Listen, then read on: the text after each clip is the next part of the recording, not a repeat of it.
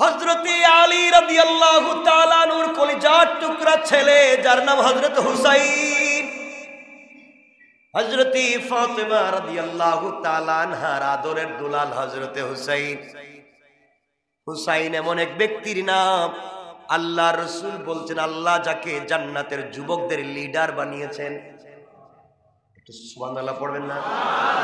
আরো জোরে পড়েন। হুসাইন এমন এক যুবকের নাম যার পা থেকে মাথা পর্যন্ত তাকালে রাসূলের চেহারার মতো দেখা যায়। আল্লাহ রাসূল বলতেন, ও সাহাবীরা, তোমরা যদি আমাকে দেখতে না পাও, আবার হুসাইনের চেহারার দিকে তাকাও। আমি রাসূলরে যেন দেখছো, কারণ আমার চেহারায় যেমন মিল, এই পৃথিবীর সব থেকে মিল রয়েছে হুসাইনের সঙ্গে। হুসাইনের কথা বলার টোনটা আমি রাসূলের মতো, হুসাইনের হাসিটা আমি রাসূলের মতো, হুসাইনের চেহারাটা দেখতে আমি রাসূলের মতো। এই জন্য আল্লাহর রাসূল পৃথিবীতে একজন মানুষের পা থেকে মাথা পর্যন্ত এমন কোন জায়গা নাই বাচ্চার সময় চুম্বন করেন নাই। একজন মহাপুরুষ যার নাম হযরত হুসাইন। আল্লাহু আকবার।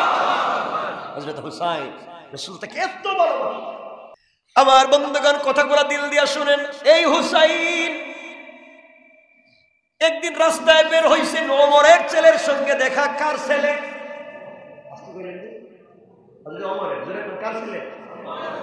নাম আব্দুল্লাহ রাদিয়াল্লাহু তাআলা আনহু। আব্দুল্লাহর কি একটা ঘটনা ঘটে গেছে হুসাইনের আর আব্দুল্লাহর মধ্যে।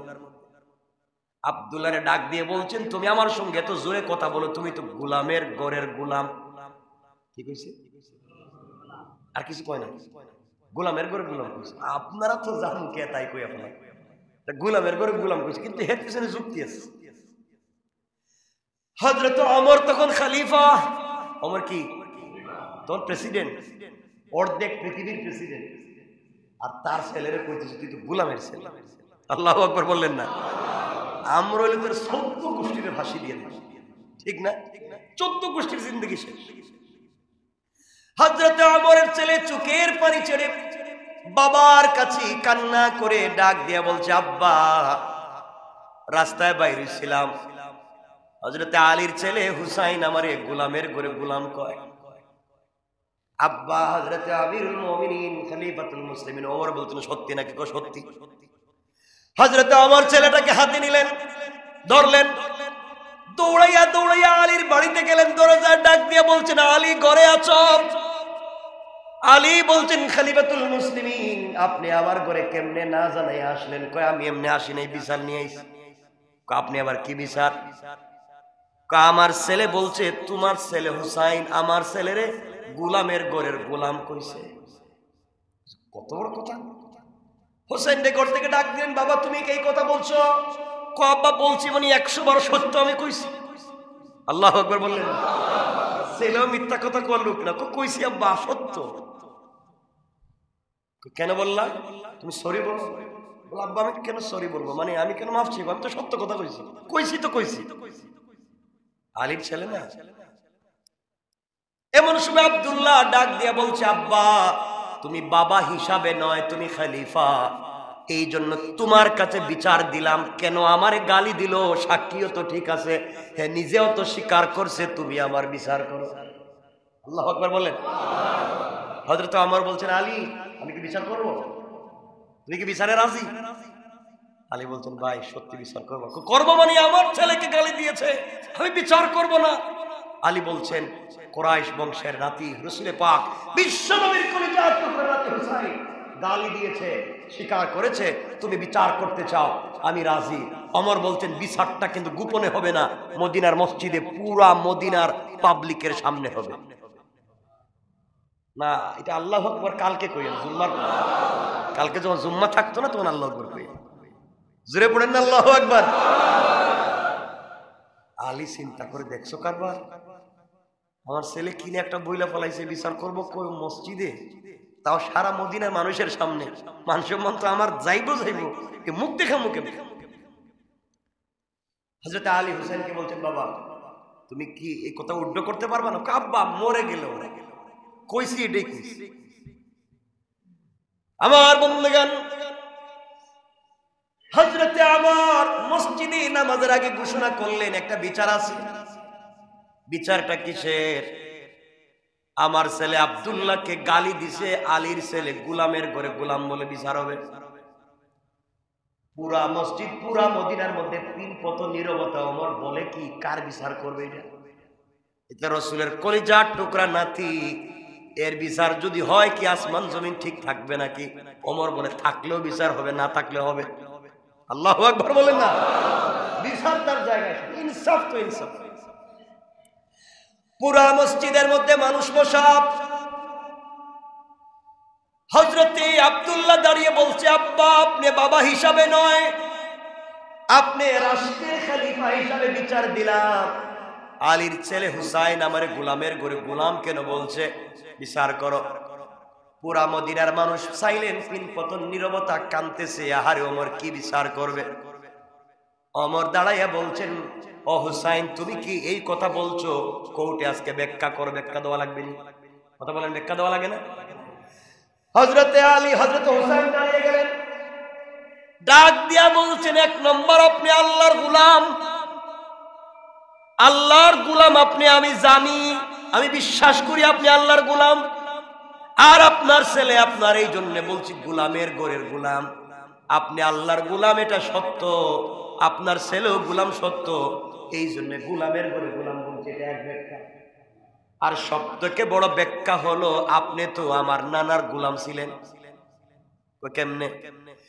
আমি বললাম এই মদিনার মানুষের সামনে আপনি আমার নানার গোলাম ছিলেন না, আপনি আমার নানার গুড়ার লাগাম ধরে ধরে যাইতেন না, আপনি কি আমার নানার ওযুর পানিটা দিতেন না, আপনি কি আমার নানাকে হাত ধরে ধরে মদিনার মসজিদে নিয়ে যাইতেন না, আপনি কি আমার নানার খেদমত করেন নাই? আপনি তো খাদেম ছিলেন, গোলাম ছিলেন। হযরতে ওমর দাঁড়িয়ে গিয়েছেন মদিনায়, পিন পতন নীরবতা। বলে কি করবে ওমর এখন? ওমর আবার বলছেন, হুসাইন আবার ভালো করে চিন্তা করে বলো কি বলছো।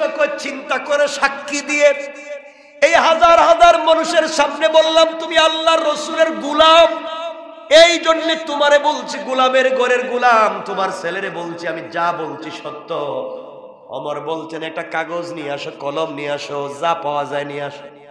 কাগজ কলম নিয়ে আসলেন। ওমর বললেন, হযরত হুসাইন তুমি লিখে দাও, সত্য যে বলছে এটা লেখো। হুসাইন লিখে দিলেন, আব্দুল্লাহ গোলামের ঘরের গোলাম, তার বাবা ওমর ছিল আমার নানার গোলাম। সুবহানাল্লাহ বলো। এবার হযরত ওমর এই কাগজ হাতে নিয়ে দাঁড়াইয়া দাঁড়াইয়া মদিনার মানুষকে বলছে, ও মদিনার মানুষেরা দেখা যায় এই কাগজে লেখা দেখো, হুসাইন লিখেছে আমি গোলাম, আমি তার নানার গোলাম ছিলাম, আমার ছেলে গোলামের ঘরের গোলাম। এই যে কাগজে লিখে দিছে, এই কাগজটা হাতে নিয়ে আস্তে করে আলীর হাতে দিয়ে দিলেন। আলীর হাতে দিয়া চোখের পানি ছেড়ে কান্না করে ডাক দিয়া বলছে, আল্লাহ।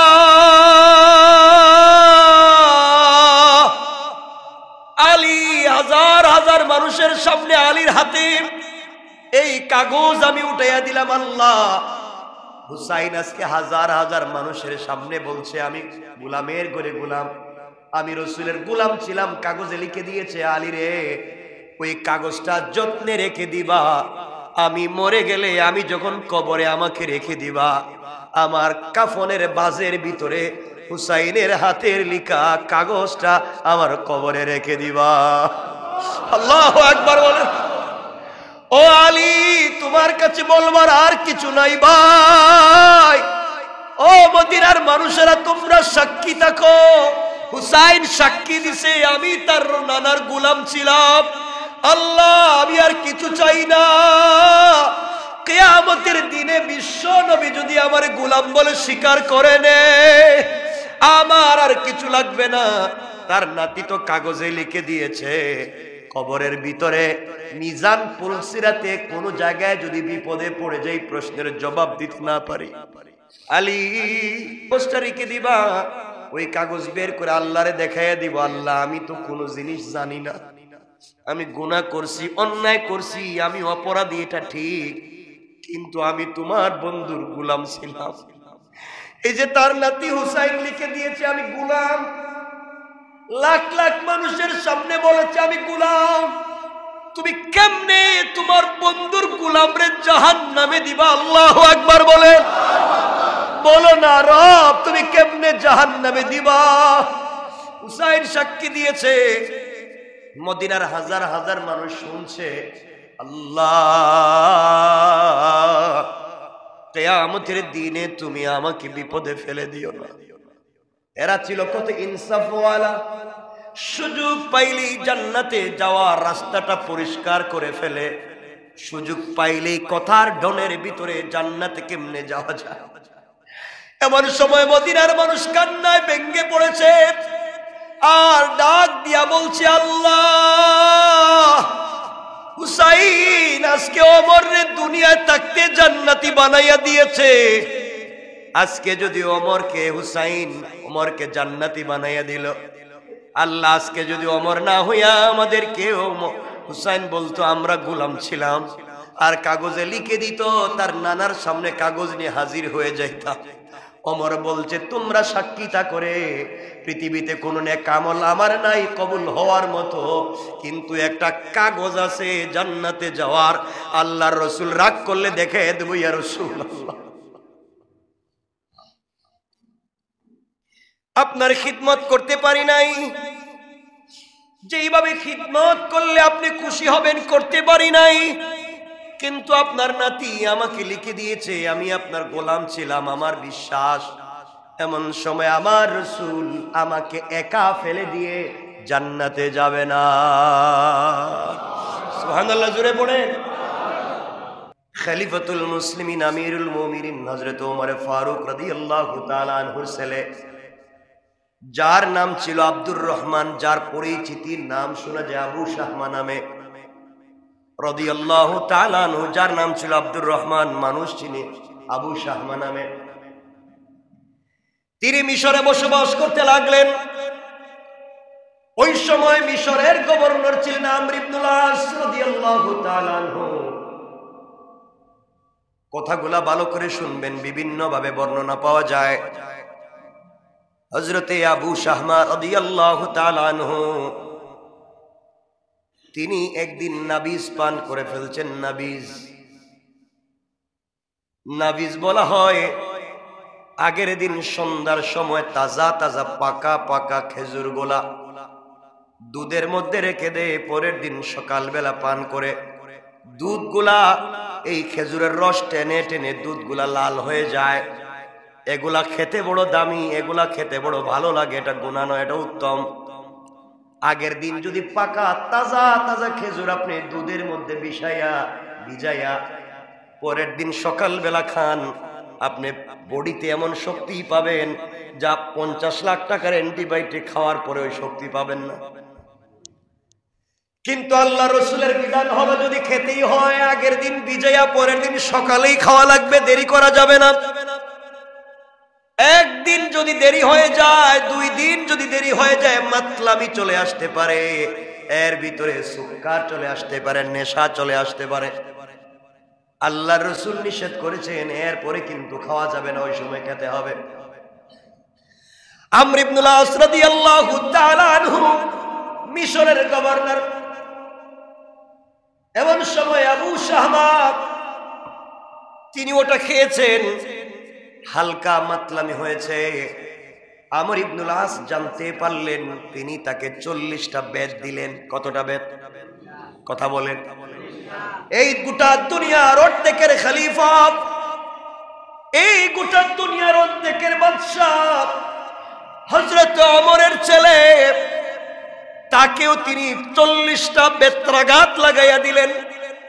40টা আঘাত করেছেন, কোনোভাবেই তাকে ছাড় দিলেন না, কারণ আল্লাহর বিধান কায়েম করতে হবে। এই ঘটনা ঘটার পরে হযরতে আমর ইবনুল আস রাদিয়াল্লাহু তাআলার পত্র লিখলেন ওমরের কাছে, ওমর তোমার ছেলে এমন কাজ করছে, আমি তারে 40টা আঘাত করেছি।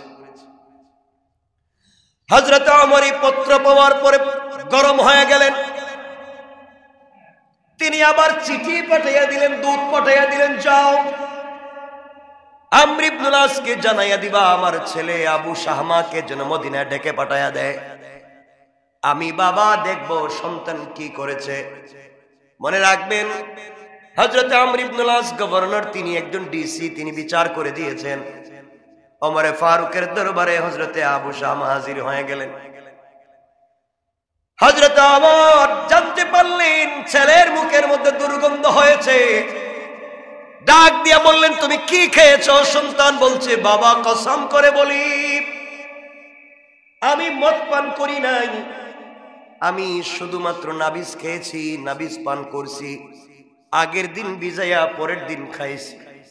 হযরত ওমর বলছেন, তাহলে তো দুর্গন্ধ হওয়ার কথা ছিল না, তাহলে তো মাতলামি হওয়ার কথা ছিল না, তুমি আমার ছেলে হয়ে তুমি এমন কাজ কেন করতে পারলে? এই কথা বলে সন্তানের কলার ধরলেন। ওমরের মতো মানুষ আল্লাহু আকবার বলেন, আরো জোরে বলেন। কলার ধরলেন, টান দিয়ে মদিনায় মসজিদে নিয়ে গেছেন। মসজিদে গিয়ে মসজিদের পিলারের সঙ্গে তার সন্তানকে বেঁধে দিলেন। ওমর ওই সময় ওই জামানার খলিফা, নিজের সন্তানকে দড়ি দিয়ে পিলারের সঙ্গে বেঁধে ফেললেন। নামাজের সালাম ফিরাবার আগে, নামাজ শুরু হওয়ার আগে মুসল্লিদেরকে বলছেন, শোনো মদিনার মানুষেরা, নামাজের পরে একটা হদ আছে, একটা বিচার আছে, তোমরা সবাই উপস্থিত থাকবা। আমার বন্ধুগণ, হযরত ওমর সালাতের ইমামতিতে দাঁড়িয়ে গেলেন। রাগে ওমরের মতো মানুষ বাঘের মতো ফুসফুস করে। মদিনার মানুষেরা মসজিদে নামাজ পড়তে আসে, এসে দেখে হযরত ওমরের ছেলে আবু শামা পিলারের মধ্যে বাঁধা কাঁদতেছে। কেন, কি করছে? সবাই বলছেন, ওমর তো একজন তো বিচার করে ফেলতে শুনলাম, আমর ইবনুল আস 40টা বেত্রাঘাত করছে, তাহলে আবার তারে বাঁধছে কেন? একজন বলছে ওমর নিজের হাতে আবার হয়তো বিচার করবে, আর একজন বলছে প্রেসিডেন্টের ছেলে, বিচার তো করাই যাবে না, ছেড়ে দিবে। কারণ প্রেসিডেন্টের ছেলেকে তো বিচার করা যায় না। বাংলাদেশে রিক্সাওয়ালার এক আইন, ঠেলাওয়ালার এক আইন, প্রেসিডেন্টের ছেলের এক আইন। এই জন্য এই দেশে চুরি চামারি বেড়ে যায়। সকল নাগরিকের জন্য যদি এক আইন হয়ে যায়, চুরি করলেই যদি ইসলামের বিধান কায়েম হয়ে যায়, জিনা করলেই যদি ইসলামের বিধান কায়েম হয়ে যায়, আর কেউ দর্শন করার জন্য হাত বাড়াবে না। ঠিক কিনা বলেন? আমার বন্ধুগণ, কথাগুলো দিল দিয়া শুনেন, কি বলতে চাই। ওমর সালাম ফিরালেন। এমন সময়ে সালাম ফিরিয়ে বলছেন, শোনো, আমার ছেলে নাকি মদ পান করেছে, আমি শুনেছি, তার মুখে দুর্গন্ধ হয়েছে। আমর ইবনুল আস 40টা বেত্রাঘাত করে তার বিচার করেছে। কিন্তু আমার ছেলে বলে, আমর ইবনুল আস তো একা একা বিচার করছেন, একা একা পাবলিকের সামনে করেন নাই। ইসলামের বিধান তো একা একা কায়েম করার কথা না, পাবলিকের সামনে হওয়ার কথা ছিল। আমার ছেলে মনে করে, প্রেসিডেন্টের ছেলে মনে করে আমর ইবনুল আস আমার ছেলেকে একা একা বিচার করছে, এটা আমি মানি না। আমার ছেলের বিচার মদিনার সকল নাগরিকের সামনে আবার হবে। আল্লাহু আকবার বলেন। কি ইনসাফ কায়েম করতেছেন হযরত ওমর। চিন্তা করেন নিজের ছেলে। আমরা হইলে 100 দর্শন করার পরে বলতাম, আমার ছেলে তো তাহাজ্জুদ নামাজ পড়ে, আমার ছেলে তো এই কাজ করবার কথা না। মদিনার মানুষ আশ্চর্য, ওমর বলে কি বিচার তো হয়ে গেল। ছেলেটা পায়ে ধরে কাঁদতেছে, ডাক দিয়া বলছে, আব্বা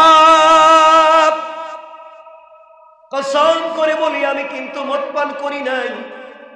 ওমর বলছেন, তা মানলাম, কিন্তু তোমার মুখে দুর্গন্ধ হলো কেন? তোমার মধ্যে মাতলামি আসলো কেন? বোঝা গেল তুমি ঠিক মতো খাও নাই, পরে 1-2 দিন রেখে খাইছো। আমি বাবা বিচার করব কিয়ামতের দিনে, আমি বিপদগ্রস্ত হতে চাই না। এই বলে কাজী হযরত ওমর জল্লাদকে বলছেন, এর বেত্রাঘাত করো, ছড়ি লাগাও, দড়ি দিয়ে পিটাও।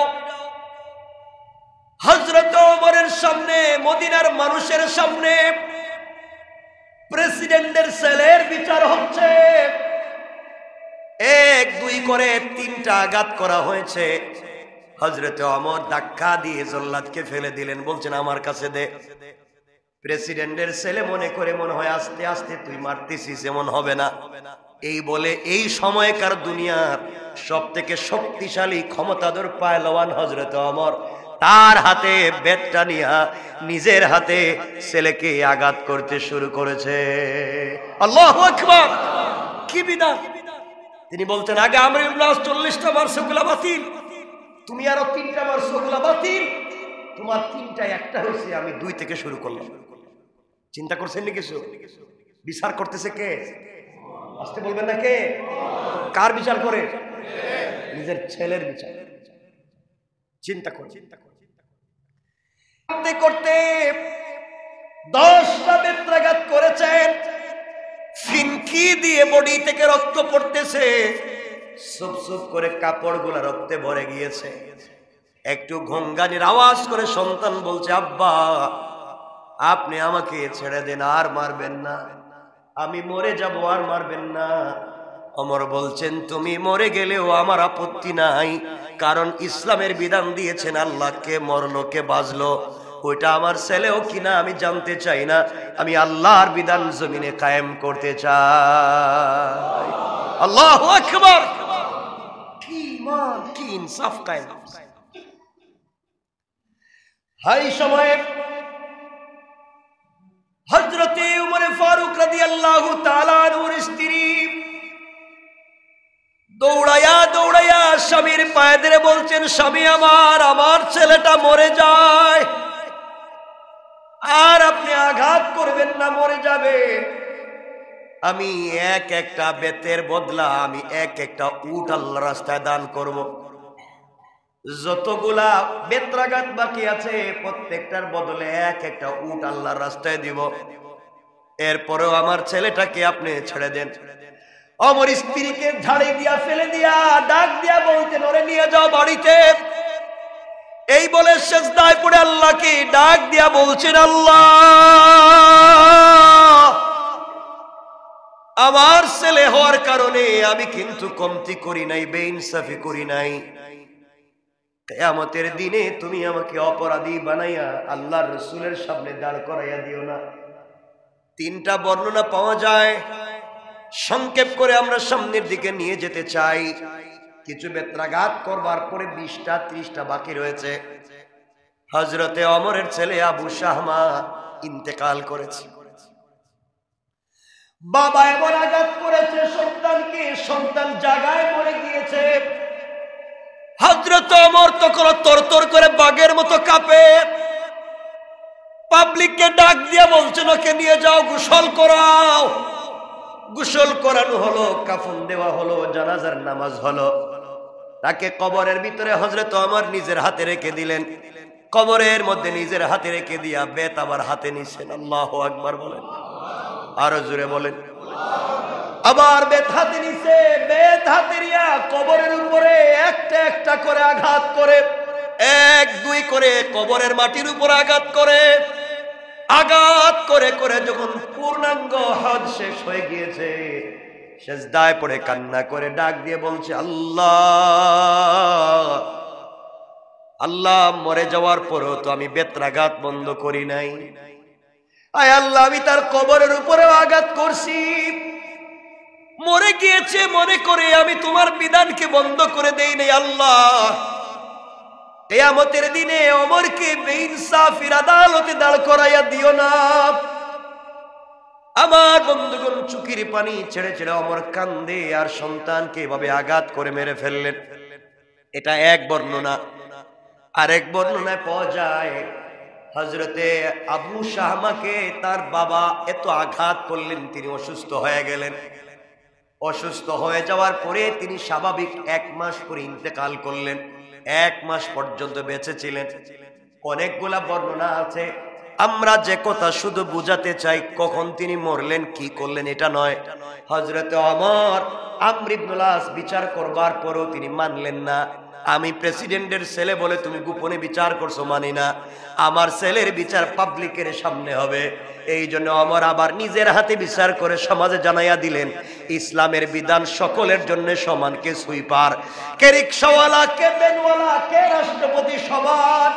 এই ওমরের মতো একজন ওমরও যদি আজকে বাংলাদেশে দাঁড়াইয়া যায়, পুরা বাংলাদেশের চিত্রটাও পরিবর্তন হয়ে যাবে। ঠিক কিনা জোরে বলেন? চিন্তা করেন কেমনে তিনি কাজ করবেন। এই জন্য আমার বন্ধুগণ কথাগুলা ভালো করে শুনুন, কি বলতে চাই।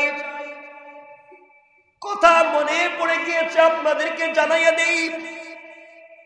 দুনিয়ার জমিনে ভালো মানুষ যদি হতে হয়, দুনিয়ার জমিনে আল্লাহর রাসূলের ভালোবাসা নিয়ে যদি কবরে যেতে পারি, এর চাইতে বড় চাওয়া আর পাওয়ার কিছু নাই। যে আমর ইবনুল আসের কথা বললাম, মনোযোগ দিয়ে শুনেন কি বলতে চাই।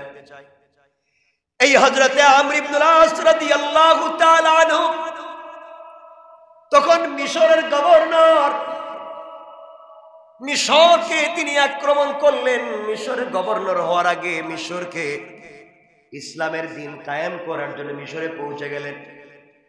মিশরের তখনকার যে বাদশাহ ছিলেন তার কাছে বলছেন, শোনো, আমরা মুসলমানেরা এসেছি, এখানে দিন জিন্দা করব, দিন কায়েম করব, তোমরা আমাদেরকে মিশরে ঢুকতে দাও। কেউ ঢুকতে দিল না। কথাগুলো ভালো করে বুঝবেন। অনেক দিন হয়ে গেল, যুদ্ধ হয়, কেউ জয়লাভ করে না। মিশর নামক শহরের সবগুলা প্রধান প্রধান গেট বন্ধ করে দেওয়া হলো, কোনোভাবে শহরে ঢুকতে দেওয়া হয় না। এমন সময়ে আমর ইবনুল আস রাদিয়াল্লাহু তাআলা আনহু এবং মুসলমানদেরকে দুর্বল করার জন্য কাফেরেরা ষড়যন্ত্র করলো। তাদের ঈসা নবীর মূর্তি তারা বানাতে লাগলো মিশরের মুড়ে মুড়ে। হযরত ঈসা আলাইহিস সালাতু ওয়াস সালামের মূর্তি বানালো। মূর্তি বানিয়ে তারা মুড়ে মুড়ে রেখে দিল।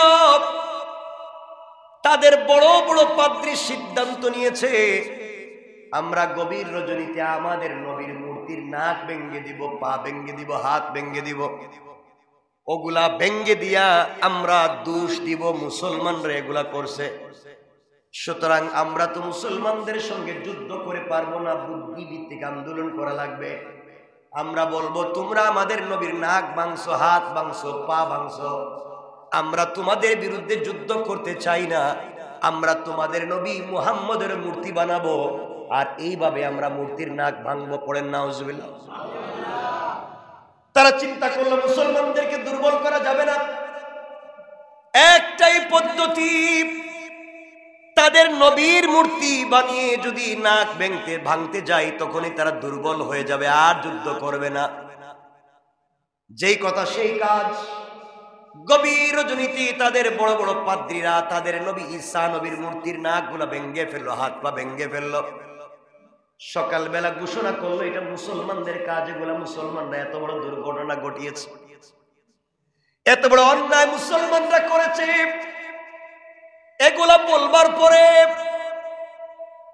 সকালবেলা মুসলমানদের কাছে খবর এসেছে, সবাই জানাইয়া দিয়েছে আমরা মুহাম্মদের মূর্তি বানিয়ে তাদের নবীর নাক ভেঙে ফেলবো।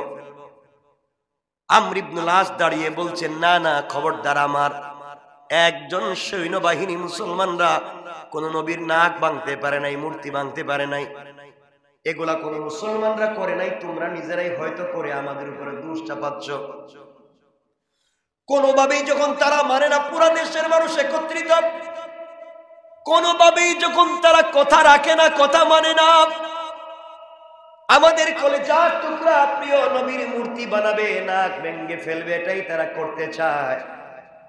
আমর ইবনুল আস দাঁড়িয়ে গেলেন, বললেন, শোনো, আমাদের নবীর নাক ভাঙতে হবে না, মূর্তিও বানাতে হবে না। আমি একজন রাসূলের পাগলা আশিক, আমার রাসূলের উম্মত। তোমরা একজন মৃত রাসূলে পাকের মূর্তি বানিয়ে তার নাক ভাঙবে, আমার সহ্য হয় না। কারণ আমরা আশিক রাসূল, রাসূলকে ভালোবাসি, রাসূলের অসম্মান হোক পৃথিবীতে কোনোদিন চাই না।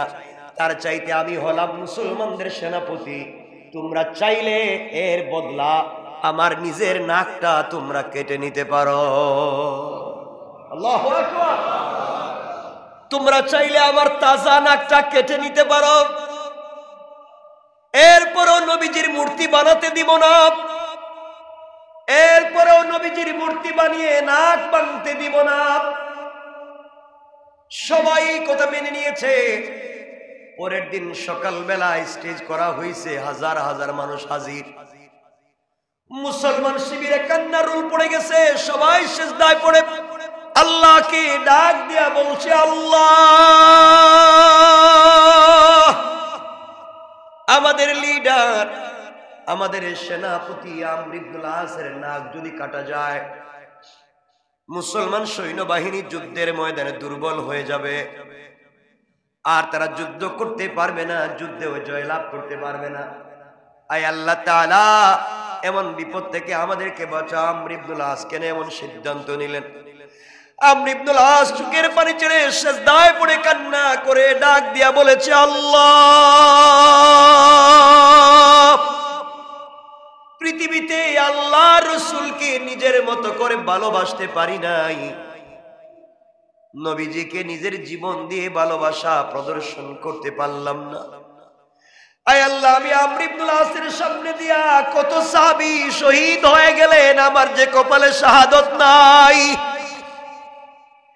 আমি আমার রাসূলকে আমার জীবনের চাইতে ভালোবাসি আল্লাহ। ওরা ইহুদি খ্রিস্টানেরা মিলে আমার নবীজির মূর্তি বানিয়ে তার নাক ভেঙ্গে বেইজ্জত করবে, আমার সহ্য হয় না। এই জন্য আমি ওয়াদা দিয়েছি আমার তাজা নাকটা যেন কেটে নিয়ে তারা প্রতিশোধ নেয়। আয় আল্লাহ, কিয়ামতের দিন যখন আমার কাটা নাক নিয়ে আল্লাহ রাসূলের সামনে হাজির হব, আমার রাসূল আমাকে ডেকে ডাক দিয়া বলবে, আমর ইবনুল আস, তুমি না মিশরের গভর্নর ছিলে, তোমার নাক কেন কাটা গেল, কি করছো? আমি বলবো, ইয়া রাসূলুল্লাহ, ইয়া হাবিবাল্লাহ, পয়গম্বরে আরবি, আমি দুনিয়ার জমিনে কিছু করি নাই, আপনার সম্মান ইজ্জতকে বাঁচাবার জন্যে, আপনার মূর্তি যেন কেউ না বানাতে পারে আপনাকে ভালোবেসে, আপনার মূর্তি না বানাতে গিয়ে আমার তাজা নাকটা কাটাইয়া দিয়ে আসছি। আমার বিশ্বাস, আমার নবীজি আমাকে একা রেখে তিনি জান্নাতে যাবেন না। সুবহানাল্লাহ, জোরে পড়েন। কেমন ছিলেন সাহাবীরা, আমার নবীজি কেমন ভালোবাসতেন সাহাবীরা। ও মুসলমানেরা, উহুদের প্রান্তরে আল্লাহ রাসূলের উপরে তীর আসে, সাহাবীরা দৌড়াইয়া গিয়া নবীজির সামনে বুকটা পেতে দেয়, নিজের বুকে তীর নেয়, রাসূলকে বাঁচাইয়া দেয়। এমন ছিলেন সাহাবীরা, রাসূলকে ভালোবাসা দিয়েছেন। এক পর্যায়ে পরের দিন সকালবেলা হাজার হাজার মানুষ হাজির হয়ে গিয়েছেন, আমর ইবনুল আসের নাকটা কাটা যাবে। মুসলমানরা কাঁদতেছে, কাফেররা বলতেছে মুসলমানরা দুর্বল, পরাজয় বরণ করবে, তাদের নেতার নাক কাটা যাবে। জল্লাদ এসে আমর ইবনুল আসের নাকে টান দিয়ে নাক কেটে ফেলবে। এমন সময় ওই ইহুদি খ্রিস্টানদের মধ্য থেকে তাদের সব থেকে বড় পাদ্রী দাঁড়াইয়া গিয়েছে, আর ডাক দিয়া বলছে, খবরদার, আমর ইবনুল আসের নাক কাটতে যাইও না, কারণ সে আমাদের নবীর মূর্তির নাক ভাঙে নাই, মূর্তির নাক ভাঙছি আমি নিজে। তুমি কেন নিজে ভাঙতে গেলে? এবার চোখের পানি ছেড়ে কান্না করে ডাক দিয়া বলে, শোনো, আমরা নিজের হাতে আমাদের নবীর মূর্তি বানাইয়া নাক ভেঙ্গে ফেলে দিয়েছি। দিলের ভিতরে একটু মায়া লাগে নাই, দয়া লাগে নাই, ভালোবাসা জন্ম নেয় নাই। আর মুসলমানরা তাদের নবীকে এত ভালোবাসে, এত কলিজাত থেকে ভালোবাসে, তারা মাটি দিয়া মূর্তি বানাইয়া নাক ভেঙতে চাইল না, নিজের তাজা নাকটা কাটাইয়া দিতে চাইল। এমন আশিক রাসূল পৃথিবীতে আর নাই। বুঝতে পেরেছি মুহাম্মদ সত্য, ইসলাম সত্য। এই মুহূর্তে আমরা যারা এখানে আছি হাজার হাজার, সকলেই কালিমা পড়ে মুসলমান হয়ে গেলাম। সুবহানাল্লাহ, জোরে পড়েন। এই জন্য আল্লাহ রাব্বুল ইজ্জত ওয়াল জালাল বলেছেন, কুল ইন কুনতুম তুহিব্বুনাল্লাহ ফাত্তাবিউনি ইউহিব্বুকুমুল্লাহ। তোমরা যদি আমি আল্লাহকে ভালোবাসতে চাও, তোমরা আমার রাসূলকে মুহাব্বত করো, কারণ রাসূলকে তোমরা যদি মুহাব্বত করো, আমি আল্লাহর প্রতি ভালোবাসায় তৈরি হয়ে যাবে। তোমরা যদি আমার রাসূলকে ভালোবাসো, আমার ভালোবাসা হয়ে যাবে। তোমরা যদি আমার রাসূলকে মুহাব্বত করে দুনিয়ার থেকে বিদায় নিতে পারো, তোমাদের কোনো হিসাব হবে না। কিয়ামতের দিনে আমি আল্লাহ তাআলা তোমাদেরকে আরশে আজিমের ছায়ায় রেখে, পর্দার আড়ালে রেখে বিনা হিসাবে জান্নাতের ফয়সালা করে দিলাম। সুবহানাল্লাহ, একটু জোরে বলেন। এই জন্য পৃথিবীতে ইনসাফ কায়েম করা লাগবে। এই পৃথিবীতে যদি আমরা ইনসাফ কায়েম করতে পারি, এই পৃথিবীতে যদি আমরা দিন কায়েম করতে পারি, দুনিয়ার জমি ইনসাফ কায়েম করতে পারি, আল্লাহ রাব্বুল ইজ্জত ওয়াল জালাল বলেছেন, বান্দারে তুমি ভালো করে শোনো, চলার পথে যদি আল্লাহকে, আল্লাহর রাসূলকে তুমি অনুসরণ করতে পারো, দুনিয়ার জমিনে নেক আমল করো, কে তোমাকে গালি দিল, কে তোমার বিরুদ্ধে চলে গেল, এগুলা তোমার দেখবার দরকার নাই। তুমি কষ্ট করে দুনিয়ার জীবনটা কাটাইয়া দাও, কবর থেকে নিয়ে কিয়ামত পর্যন্ত সকল ঘাটের জিম্মাদার স্বয়ং আমার আল্লাহ। সুবহানাল্লাহ, জোরে পড়ে, আরো জোরে পড়ে। এই জন্য চলার পথে শুধু সুযোগ খুঁজেন কেমনে জান্নাতে যাওয়া যায়, আর আমরা চলার পথে শুধু সুযোগ খুঁজি কেমনে আরেকজনকে ঠকাইয়া সম্পদের মালিক হওয়া যায়। কথা বলেন না কেন? কেমনে নিজের পকেট বাড়ি করা যায়। মনে রাখবেন, এই পৃথিবীতে সকল পয়সাওয়ালারা, কথাগুলা ভালো করে দেখেন, কোটি কোটি টাকার মালিক। আজকে টাকা আছে, বাড়ি আছে, গাড়ি আছে, কবরে পড়ে আছে, কবরে শুয়ে আছে, একজন মানুষও কোনোদিন খবর নেয় না। এমন কোটি টাকার মালিক আছে, কবরে পড়ে আছে 30 বছর, তার সন্তানও কোনোদিন যায় নাই। সন্তান একদিন গিয়ে দেখে না বাবা কবরে কেমন আছে। আগের মতোই ফ্যাক্টরি চলে, ইন্ডাস্ট্রি চলে, আগের মতোই তার ঘরের বিছানায় আরেকজন ঘুমায়, আগের মতোই তার চেয়ারে আরেকজন বসে। সে যে নাই এটা কেউ বুঝতেও চায় না, কেউ তারে মনেও করে না। 10-15 বছর পরে চলে গেলে এই সন্তানেরা মনে রাখবে না। এই জন্য বাবারে, দুনিয়ার জমিনে এগুলার পিছনে না দৌড়াই আল্লাহর পিছনে যদি দৌড়াও, আল্লাহ বলছেন, বান্দা পৃথিবীর পাওয়া না পাওয়ার হিসাবকে বাদ দিয়া আমি আল্লাহকে পাওয়ার হিসাব করো। আখিরাতে সবাই যদি ভুলে যায়, আমি আমার বান্দাকে ভুলে যাব না। ওই কেমনে হিসাব কর, কষ্ট হচ্ছে না আপনাদের? কেমনে হিসাব করবেন কথা বলে শুনেন। হযরত আলী রাদিয়াল্লাহু তাআলা নূর কলিজার টুকরা ছেলে, যার নাম হযরত হুসাইন, হযরত ফাতেমা রাদিয়াল্লাহু তাআলা আনহার আদরের দুলাল হযরত হুসাইন। হুসাইন এমন এক ব্যক্তির নাম, আল্লাহর রাসূল বলছেন, আল্লাহ যাকে জান্নাতের যুবকদের লিডার বানিয়েছেন। একটু সুবহানাল্লাহ পড়বেন না? আরো জোরে পড়েন। হুসাইন এমন এক যুবকের নাম, যার পা থেকে মাথা পর্যন্ত তাকালে রাসূলের চেহারার মতো দেখা যায়। আল্লাহ রাসূল বলতেন, ও সাহাবীরা, তোমরা যদি আমাকে দেখতে না পাও, আবার হুসাইনের চেহারার দিকে তাকাও। আমি রাসূলরে যেন দেখছো, কারণ আমার চেহারায় যেমন মিল, এই পৃথিবীর সব থেকে মিল রয়েছে হুসাইনের সঙ্গে। হুসাইনের কথা বলার টোনটা আমি রসুলের মতো, হুসাইনের হাসিটা আমি রসুলের মতো, হুসাইনের চেহারাটা দেখতে আমি রসুলের মতো। এই জন্য আল্লাহর রসুল পৃথিবীতে একজন মানুষের পা থেকে মাথা পর্যন্ত এমন কোনো জায়গা নাই বাচ্চার সময় চুম্বন করেন নাই। একজন মহাপুরুষ, যার নাম হযরত হুসাইন। আল্লাহু আকবার। হযরত হুসাইন রাসূল তাকে এত ভালোবাসতেন। হযরত হুসাইন না আরে খুব ভালোবাসতেন। মাঝে মাঝে বলতেন, না না, তোমার তো পয়সা পাতি নাই, এরা লাইটও কিনে দিতে পারো না, অন্ধকারে যে এক ঘর থেকে আরেক ঘরে যাবো, এক বন্ধুর বাড়িতে যাবো, একটা লাইটও দিতে পারো না, পয়সা নাই তোমার। না না বলছেন, পয়সা নাই তো আমি দিব কেমন? পয়সা না থাকলে তুমি আমার সাথে চলো। কই যাবো? ঘরের বাহিরে গিয়ে অন্ধকার রাত্রে তুমি একটু মুস্কি হাসি দিবা। নবীজি বলছেন, আমি হাসলে তোমার লাভ কি? না না, তুমি হাসলে যে তোমার দাঁত বাইর হয় না, ওই দাঁতের আলোতেই রাস্তা আলোকিত হয়ে যায়। রাসূলের পাক একটা কোমরে একটা বেল্ট পরতেন, মানে একটা কোমরে একটা রুমাল, কোমরে তিনি একটা রুমাল পরতেন কোমরে।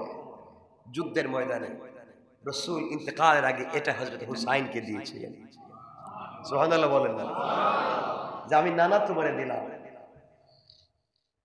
আমার বন্ধুগণ, হযরত হুসাইন, আমরা লম্বা করতে চাই না, কোথায় কথা চলে এসেছে। আমার বন্ধুগণ, কথাগুলা ভালো করে বুঝবেন। আপনারা জানেন ঘটনা, আমি ওই ঘটনার দিকে যেতে চাই না, শুধু টাচ দিতে চাই।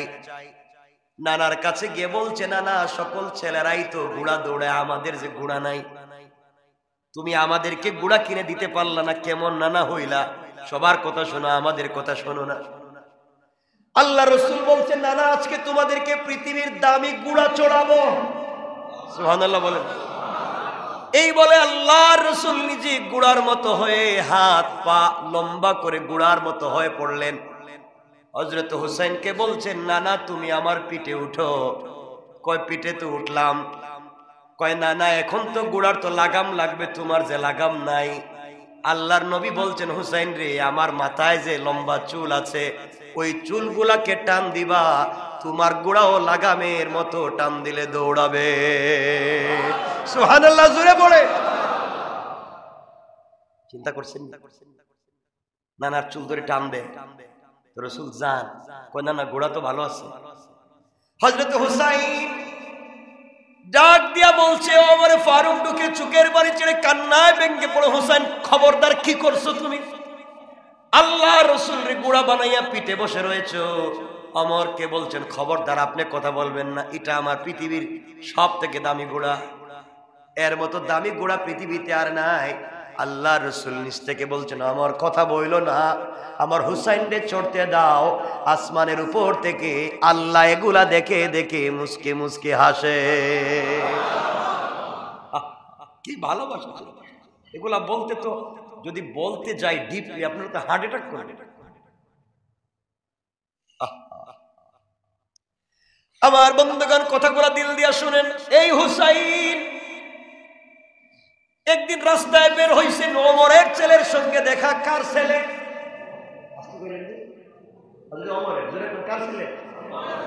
নাম আব্দুল্লাহ রাদিয়াল্লাহু তাআলা আনহু। আব্দুল্লাহর কি একটা ঘটনা ঘটে গেছে হুসাইনের আর আব্দুল্লাহর মধ্যে। আব্দুল্লাহরে ডাক দিয়ে বলছেন, তুমি আমার সঙ্গে এত জোরে কথা বলো, তুমি তো গোলামের ঘরের গোলাম। কি কইছে? আর কিছু কয় না, গোলামের ঘরে গোলাম কইছে। আপনারা তো জানেন কে, তাই কই আপনারা গোলামের ঘরে গোলাম কইছে, কিন্তু এর পিছনে যুক্তি আছে। হযরত ওমর তখন খলিফা। ওমর কি তখন প্রেসিডেন্ট, অর্ধেক পৃথিবীর প্রেসিডেন্ট। আর তার ছেলেরে কইতেছে, তুই তো গোলামের ছেলে। আল্লাহু আকবার বললেন না? আমরা হইলে তোর 14 গোষ্ঠীর ফাঁসি দিয়ে দিই, ঠিক না? 14 গোষ্ঠীর জিন্দগি শেষ। হযরত ওমরের ছেলে চোখের পানি ছেড়ে বাবার কাছে কান্না করে ডাক দিয়া বলছে, আব্বা রাস্তায় বাইরে ছিলাম, হযরত আলীর ছেলে হুসাইন আমারে গোলামের ঘরে গোলাম কয়। আব্বা হযরত আমিরুল মুমিনিন খলিফাতুল মুসলিমিন ওমর বলতেন, সত্যি নাকি? কো সত্যি। হযরত ওমর ছেলেটাকে হাতে নিলেন, ধরলেন, দৌড়াইয়া দৌড়াইয়া আলীর বাড়িতে গেলেন। দরজায় ডাক দিয়ে বলছেন, আলী ঘরে আছো? আলী বলছেন, খলিফাতুল মুসলিমিন আপনি আমার ঘরে কেমনে না জানাই আসলেন? কয় আমি এমনি আসি নাই, বিচার নিয়ে আইছি। আপনি আবার কি বিচার? আমার ছেলে বলছে তোমার ছেলে হুসাইন আমার ছেলেরে গোলামের ঘরের গোলাম কইছে। কত বড় কথা! হুসাইন রে ঘর থেকে ডাক দিলেন, বাবা তুমি এই কথা বলছো? আব্বা বলছি, মানে 100 বার সত্য আমি কইছি। আল্লাহু আকবার বললেন। ছেলেও মিথ্যা কথা করলুক না, কইছি আব্বা সত্য। কেন বললা? তুমি সরি বলো। আব্বা আমি কেন সরি বলবো, মানে আমি কেন মাফ চাইবো? আমি তো সত্য কথা কইছি। কইছি তো কইছি। আলীর ছেলে না? এমন সময় আব্দুল্লাহ ডাক দিয়া বলছে, আব্বা তুমি বাবা হিসাবে নয়, তুমি খলিফা, এই জন্য তোমার কাছে বিচার দিলাম। কেন আমারে গালি দিল? সাক্ষীও তো ঠিক আছে, হ্যাঁ নিজেও তো স্বীকার করছে, তুমি আমার বিচার করো। আল্লাহু আকবার বলেন। হযরত ওমর বলছেন, আলী আমি কি বিচার করব? তুমি কি বিচারে রাজি? আলী বলছেন, ভাই সত্যি বিচার করবো। করবো মানে আমার ছেলেকে গালি দিয়েছে, আমি বিচার করব না।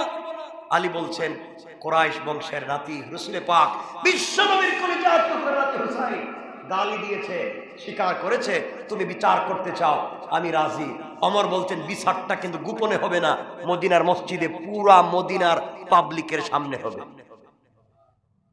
না এটা আল্লাহু আকবার কালকে কইেন, জুম্মার কালকে যখন জুম্মা থাকতো না তখন আল্লাহু আকবার কইেন। জোরে পড়েন না আল্লাহু আকবার। আলী চিন্তা করে দেখছো কারবার, আমার ছেলে কিনে একটা বইলা ফলাইছে, বিচার করবো কই মসজিদে, তাও সারা মদিনার মানুষের সামনে। মানুষের মন তো আমার যাইবো মুখ দেখা মুখে। হযরত আলী হুসাইনকে বলছেন, বাবা তুমি কি এই কথা উড্ড করতে পারবা না? আব্বা মরে গেল কইছি এটাই কইছি। আমার বন্ধুগণ, হযরতে আমার মসজিদে নামাজের আগে ঘোষণা করলেন একটা বিচার আছে। বিচারটা কিসের? আমার ছেলে আব্দুল্লাহকে গালি দিছে, আলীর ছেলে গোলামের ঘরে গোলাম বলে বিচার হবে। পুরা মসজিদ, পুরা মদিনার মধ্যে তিন পত নীরবতা। ওমর বলে কি, কার বিচার করবে এটা? এটা রাসূলের কলিজার টুকরা নাতি, এর বিচার যদি হয় কি আসমান জমিন ঠিক থাকবে নাকি? ওমর বলে থাকলেও বিচার হবে, না থাকলেও হবে। আল্লাহু আকবার বলেন না। বিচার তার জায়গায়, ইনসাফ তো ইনসাফ। পুরা মসজিদের মধ্যে মানুষ বসা। হযরতে আব্দুল্লাহ দাঁড়িয়ে বলছে, আব্বা আপনি বাবা হিসাবে নয়, আপনি রাষ্ট্রের খলিফা হিসাবে বিচার দিলাম। আলীর ছেলে হুসাইন আমার গোলামের ঘরে গোলাম কেন বলছে, বিচার করো। পুরা মদিনার মানুষ সাইলেন্ট, পিন পতন নীরবতা, কাঁদতেছে। আহারে ওমর কি বিচার করবে? ওমর দাঁড়াইয়া বলছেন, ও হুসাইন তুমি কি এই কথা বলছো? কোর্টে আজকে ব্যাখ্যা করো, ব্যাখ্যা দেওয়া লাগবে না। কথা বলেন, ব্যাখ্যা দেওয়া লাগে না?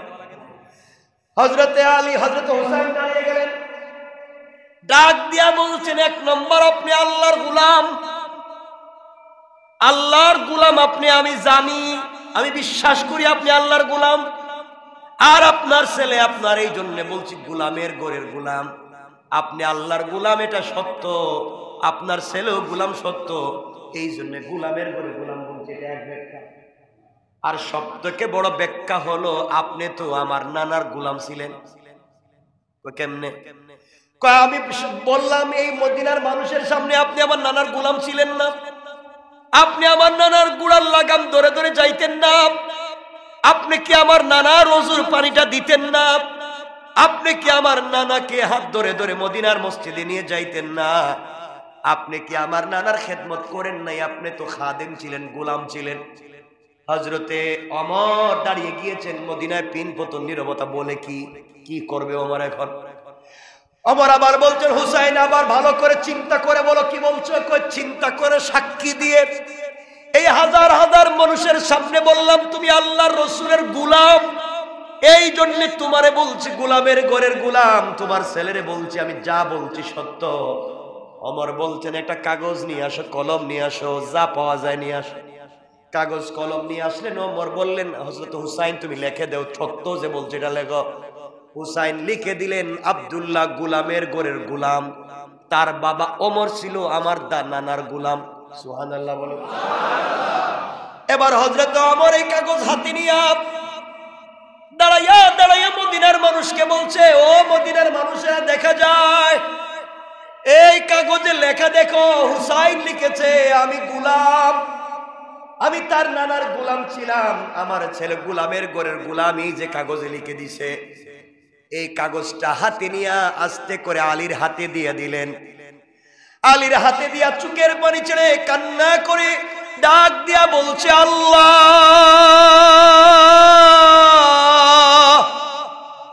আলী, হাজার হাজার মানুষের সামনে আলীর হাতে এই কাগজ আমি উঠাইয়া দিলাম, আল্লাহ। হুসাইন আজকে হাজার হাজার মানুষের সামনে বলছে আমি গোলামের ঘরে গোলাম, আমি রাসূলের গোলাম ছিলাম, কাগজে লিখে দিয়েছে। আলী রে, ওই কাগজটা যত্নে রেখে দিবা, আমি মরে গেলে, আমি যখন কবরে আমাকে রেখে দিবা, আমার কাফনের বাজের ভিতরে হুসাইনের হাতের লেখা কাগজটা আমার কবরে রেখে দিবা। আল্লাহু আকবার বলেন। ও আলী, তোমার কাছে বলবার আর কিছু নাই ভাই। ও মদিনার মানুষেরা তোমরা সাক্ষী থাকো, হুসাইন সাক্ষী দিছে আমি তার নানার গোলাম ছিলাম। আল্লাহ, আমি আর কিছু চাই না। কিয়ামতের দিনে বিশ্ব নবী যদি আমার গোলাম বলে স্বীকার করে নে, আমার আর কিছু লাগবে না। তার নাতি তো কাগজে লিখে দিয়েছে, কবরের ভিতরে মিজান পুলসিরাতে কোন জায়গায় যদি বিপদে পড়ে যাই, প্রশ্নের জবাব দিতে না পারি, আলী পোস্টারিকে দিবা, ওই কাগজ বের করে আল্লাহরে দেখাইয়া দিব, আল্লাহ আমি তো কোনো জিনিস জানি না, আমি গুনাহ করছি, অন্যায় করছি, আমি অপরাধী, এটা ঠিক, কিন্তু আমি তোমার বন্ধুর গোলাম ছিলাম। এই যে তার নাতি হুসাইন লিখে দিয়েছে আমি গোলাম, লাখ লাখ মানুষের সামনে বলেছে আমি গোলাম, তুমি কেমনে তোমার বন্ধুর গোলাম রে জাহান্নামে দিবা? আল্লাহু আকবার বলে বলো না, রব তুমি কেমনে জাহান্নামে দিবা? হুসাইন সাক্ষী দিয়েছে, মদিনার হাজার হাজার মানুষ শুনছে, আল্লাহ কিয়ামতের দিনে তুমি আমাকে বিপদে ফেলে দিও না। এরা ছিল কত ইনসাফওয়ালা, সুযোগ পাইলেই জান্নাতে যাওয়ার রাস্তাটা পরিষ্কার করে ফেলে, সুযোগ পাইলেই কথার ডনের ভিতরে জান্নাতে কেমনে যাওয়া যায়। এমন সময় মদিনার মানুষ কান্নায় ভেঙ্গে পড়েছে আর ডাক দিয়া বলছে, আল্লাহ হুসাইন আজকে ওমরের দুনিয়ায় থাকতে জান্নাতি বানাইয়া দিয়েছে, আজকে যদি ওমরকে জান্নাতি বানাইয়া দিল, আল্লাহ আজকে যদি ওমর না হইয়া আমাদেরকে হুসাইন বলতো আমরা গোলাম ছিলাম, আর কাগজে লিখে দিত, তার নানার সামনে কাগজ নিয়ে হাজির হয়ে যাইতাম। ওমর বলছে তোমরা সাক্ষীতা করে, পৃথিবীতে কোন নেক আমল আমার নাই কবুল হওয়ার মতো, কিন্তু একটা কাগজ আছে জান্নাতে যাওয়ার, আল্লাহর রাসূল রাগ করলে দেখে দেব ইয়া রাসূলুল্লাহ, আপনার খিদমত করতে পারি নাই, যেইভাবে খিদমত করলে আপনি খুশি হবেন করতে পারি নাই, কিন্তু আপনার নাতি আমাকে লিখে দিয়েছে আমি আপনার গোলাম ছিলাম, আমার বিশ্বাস এমন সময় আমার রাসূল আমাকে একা ফেলে দিয়ে জান্নাতে যাবে না। সুবহানাল্লাহ, জোরে পড়ে। আমার কথা কি বুঝতে পারতেছেন? কথাগুলো কি বুঝতে পারতেছেন? আজকে তারা সুযোগ পাইলেই জান্নাতে যাওয়ার রাস্তা খুলে, আর আমরা সুযোগ পাইলেই ঠকানোর রাস্তা খুলে। আমার বন্ধুগণ, কথাগুলা শেষ দিকে নিয়ে আসতে চাই। ইনসাফ কার নাম? কথা মনে আছে? পুরো আলোচনায় কি আজকে ইনসাফ, ইনসাফ কার নাম চিন্তা করেন। ঘটনার দিকে যেতে চাই না, আমাদের সময় শেষ হয়ে গিয়েছে। হযরতে আরেকজন কলিজার টুকরা রাসূলের প্রিয় মানুষ ছিলেন, যার নাম ছিল ওয়াইস আল কারনি। আমি তার ঘটনা বলবো না, ওয়াইস আল কারনি কোন সাহাবী ছিলেন না। ওয়াইস আল কারনি ইয়ামানের কার্ন গোত্রের একজন গোলাম কালামান একজন মানুষ ছিলেন, গরিব মানুষ ছিলেন, যার নাম ছিল ওয়াইস। ওয়াইস আল্লাহর রাসূলের জমানায় আল্লাহর রাসূল জীবিত থাকতে কালিমা পড়ে মুসলমান হইছে, কিন্তু মায়ের খিদমত করবার কারণে, মায়ের প্রতি ইনসাফ কায়েম করবার কারণে একদিনও মদিনায় আসতে পারে নাই রাসূলের সঙ্গে দেখা করার জন্যে। বলতো শুধু আল্লাহ আমার তো মন পড়ে থাকে আমি রাসূলকে দেখতে যাব, কিন্তু আমার মা বেঁচে আছেন, আমি যদি রাসূলকে দেখতে যাই মায়ের খেদমত কে করবে, এই জন্য আমি যেতে পারি না। আমার মাকে দেখবে কে? আমার মা যে বৃদ্ধা, কেউ আমার মাকে বুঝবে না আমি ছাড়া। এই জন্য আল্লাহ আমি এখানে পড়ে থাকি, যাই না। এই ওয়াইস আল কারনি কি আল্লাহ তার মায়ের ইনসাফের সাথে খিদমত করবার কারণে কত দামি বানাইয়া দিলেন। একবার খুঁজে খুঁজে তিনি মদিনায় আসছিলেন, আল্লাহ রাসূলকে পেলেন না। আমার বন্ধুগণ, আমার নবীজি ইন্তেকালের আগে বলে দিয়ে গেছেন, ওমর আর আলীকে ডাক দিয়ে বলছেন, আলী ওমর এদিকে আসো, আমার পরে মদিনায় একটা পাগল আসবে যার নাম ওয়াইস আল কারনি, আমাকে খুঁজে পাবে না। ওমর ও আলী তাকে পাইলে তার কাছ থেকে তোমরা দুজনে দোয়া নিবা। আল্লাহু আকবার বলতে। ওমরের মতো মানুষ, আল্লাহর রাসূলের পরে যদি নবী হতো আল্লাহ ওমরকে বানাইয়া দিত। ওমরের কথার উপরে ভিত্তি করে আল্লাহ কোরআনের 20 থেকে 22টা আয়াত নাজিল করছেন। এই ওমরকে আল্লাহর রাসূল বলছেন, ওমর রে, ওয়াইস যদি পাও ওয়াইসের কাছ থেকে তোমার জন্য দোয়া নিবা। আলী রে বলছেন, আলী ওয়াইস এই পৃথিবীর অনেক দামি, পাইলে তার কাছ থেকে দোয়া নিও। ওয়াইস মায়ের খিদমত করতে গিয়ে আসতে পারলো না, আমার সঙ্গে দেখা করতে পারলো না। এই বলে রাসূল নিজের পরনের জুব্বা খুলে ফেললেন। খুলে আলীর হাতে দিয়ে বলছেন, আলী তোমার কাছে আমানত এই জুব্বা দিলাম, আমার ওয়াইস যদি মদিনায় আসে নবীজিরে পাবে না। আমার পাগলা ওয়াইস মদিনায় এসে জানবে আমি নবীজি দুনিয়ায় নাই, কাঁদতে কাঁদতে পাগল হয়ে যাবে। আমার ওয়াইসের কাছে আমার পরনের জুব্বা হাদিয়া দিবা। আল্লাহু আকবার। আবু বকর ওমরের মতো মানুষ মদিনায় জিন্দা, আর রাসূল হাদিয়া দিয়া যায় একজন পাগলের জন্য। লম্বা কথা আমরা সংক্ষেপ করে দেই। হযরত ওয়াইস আল কারনী তিনি ইন্তেকাল করলেন, ওয়াইস রাসূল ইন্তেকাল করলেন। মদিনায় তখন ওমরের যুগ চলে। ওমর মানুষ হজের জন্য এসেছে মক্কায় মদিনায়। মদিনায় ওমর বলতেন, শোনো এবার কারা ইয়ামান থেকে আসছো দাঁড়াও। ইয়ামানের সকল হাজিরা দাঁড়িয়ে গিয়েছে। এবার নবীজি বললেন, ইয়ামান থেকে যারা আসছো সবাই দাঁড়িয়ে আছো, এর মধ্যে কার গোত্রের কারা আছো কারণের তারা দাঁড়াও, বাকিরা বসে যাও। এক লোক দাঁড়ায় রইছে। বললেন, তুমি কে? আমি একজন। কয় যুবক তোমার বাড়ি কই? কই আমাদের কারণে। তুমি কি ওয়াইস আল কারনী নামে কাউরে চিনো? কয় আমার চাচাতো ভাই পাগল। কি কয়? আমার চাচাতো ভাই পাগল। কই তুমি পাগল বললো, গেল কোথায়? কই এও আসছিল আমার সঙ্গে হজ করতে। মদিনায় মাটিতে পা দেওয়ার পরে জুতা পায়ে দিয়া মদিনায় হাঁটে না। ওয়াইস জুতা পায়ে দিয়া মদিনায় হাঁটে না, পাগলের মতো কান্দে। আর এদিকে দৌড়াইয়া চিৎকার করে বলছে, ইয়া রাসূলুল্লাহ, তোমার পাগল ওয়াইস মদিনায় আসছে, তুমি নাই।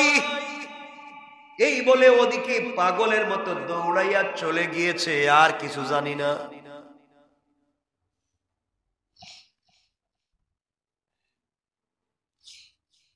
হযরত ওমর আর আলী দৌড়াতে লাগলেন।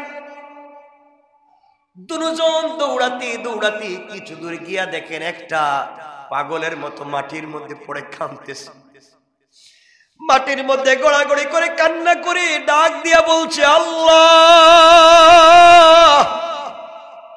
তোমার হাবিব এই মদিনার মাটিতে হাঁটছেন, ওই মাটিতে আমার বুক আর পিঠ লাগাইয়া দিলাম। আল্লাহ, নবীজির হাঁটার বরকতে তুমিও আমাকে মাফ করে দাও। ওমর আর আলী দাঁড়াইয়া বলছেন, যুবককে তোমার নাম কি? কেন কান্দো? ওয়াইস আল কারনী বলছে, আমার নাম দিয়ে তোমাদের কাম কি? তো পাগল টাইপের মানুষ। আমার নাম দিয়ে তোমাদের কাম কি? কেন জিগাও? তোমার বাড়ি কই? কই বাড়ি দিয়ে কি করবেন? কেন আমাকে জিজ্ঞাসা করো তোমার নাম কি? ওয়াইস। কয় আমার নাম জানলেন কেমনে? কে তোমরা আমারে ডিস্টার্ব করো, আমারে কানতে দাও, আমি একটু কান্দি। হযরত আলী বলছেন, ওয়াইস রে কান্দিস না, যে লোকটা তোর সামনে দাঁড়াই আছে সাধারণ কেউ না, মদিনার খলিফা। এটা হযরত ওমর। ওয়াইস কান্দেছি বলতেছে, ভুল হয়ে গেছে, আমি বুঝি নাই, আপনাদেরকে চিনি না, আমি আলী, ও ওমর, আমি চিনি নাই। আমি না রাসূলকে দেখতে আসছিলাম, এখন তো মা মারা গেছেন, এই জন্য আসছি, মা জীবিত থাকতে আসতে পারি নাই। এখন মা মারা যাওয়ার পরে দেখি মারেও হারাইলাম, কলিজার টুকরা নবীরেও হারাইলাম। এখন যে আমার মাও নাই, রাসূলও নাই, আমি কোথায় যাব? এই জন্য কান্দি। ওমর ওয়াইস আল কারনীর হাত ধরে বলছেন, বাইরে আমি ওমর বলছি, হাতটা উপর দিকে উঠা, আমার জন্য আল্লাহর দরবারে একটু দোয়া করে দে। ওয়াইস বলছে, ওমর আমি তোমার জন্য দোয়া করব, তুমি খলিফা। আল্লাহর রাসূলের সাহাবী আলী বলছেন, ওয়াইস রে, নবীজি ইন্তেকালের আগে আমাকে আর ওমরকে বলেছেন, তোমাকে যদি পাই তোমার কাছ থেকে যেন একটু দোয়া নেই, কারণ তুমি হাত উঠাবার আগে আগে রবের দরবারে দোয়া কবুল হয়ে যায়, কারণ তুমি মায়ের খিদমত করছো, এই জন্য। এই বলে রাসূলের দেওয়া জুব্বা ওয়াইস আল কারনিকে হাদিয়া করে দিলেন। লম্বা কথা, ওয়াইস আল কারনি ইন্তেকাল করলেন। কিয়ামতের দিনে সকল মানুষ যখন জান্নাতে যাবে, ওয়াইস আল কারনিও যাবে সবার সঙ্গে। আল্লাহর রাসূল ওয়াইস আল কারনিকে ডাক দিয়ে বলেন, ওয়াইস, জান্নাতে ঢুকতে পারবা না? সকল জান্নাতীরা জান্নাতে যায়, ওয়াইস আল কারনিকে আল্লাহ আটকে দিবেন, জান্নাতে ঢুকতে পারবা না। ওয়াইস, দাঁড়াও দাঁড়াও। সকল মানুষ তাকাইয়া দেখবে হতবাকের মতো, আহারে এই মানুষটার সঙ্গে রাসূলের কত ভালোবাসা ছিল। আল্লাহ তাআলা এই লোকটাকে আজকে আটকাইয়া দিলেন, জান্নাতে যেতে দিচ্ছেন না। সবাই যখন চলে যাবে, আল্লাহ বলবেন, ওয়াইস তুমি এদিকে তাকাও, পিছন দিকে ওয়াইস তাকাবে। কোটি কোটি মানুষ জাহান্নামে কাঁদতেছে। আল্লাহ বলবেন, ওয়াইস রে, তোমারে আটকাইয়া দিছি, তুমি ছাড়া এই কাজ আর কেউ করতে পারবে না, একমাত্র তোমাকে লাগবে। আমিও চাই এই জাহান্নামীদেরকে মাফ দিব, কোনো ওসিলা পাই না, তোমারে পাইছি ওয়াইস। তুমি না মায়ের খিদমত করছো ওয়াইস রে, পিছনে তাকাইয়া তোমার আঙ্গুল দিয়া এভাবে টান দেও, এভাবে আঙ্গুল দিয়া টান দিবা। যত লাখ মানুষের দিকে তোমার আঙ্গুল যাবে, তত লাখ জাহান্নামীকে মায়ের খিদমত করার কারণে ওয়াইস রে তোমার ওসিলায় মাফ করে দেওয়ার ওয়াদা দিলাম। আল্লাহু আকবার। ও ওয়াইস, এই মানুষগুলা জাহান্নামে, কেউ তাদেরকে জান্নাতে নিতে পারবে না। আমি আল্লাহ আফসোস করি, কি দিয়া জান্নাতে দিব রে ওয়াইস? তুমি শুধু আঙ্গুলটা দেখাইয়া এভাবে দেখাইয়া দাও, যাদের বডিতে সোজা আঙ্গুল যাবে সবগুলারে বিনা হিসাবে জান্নাত দিয়ে দিব। আল্লাহু আকবার। চিন্তা করতে পারলে তারা কেমনে জীবন তৈরি করলেন, ইনসাফের জিন্দেগি কায়েম করলেন। আর আমরা কেন জানি খারাপ হয়ে যাচ্ছি। আমার কথা আপনারা বুঝতেছেন? আমার কথা কষ্ট পান আপনারা? জীবনটা কিভাবে বানান? আজকে আর লম্বা করতে চাই না।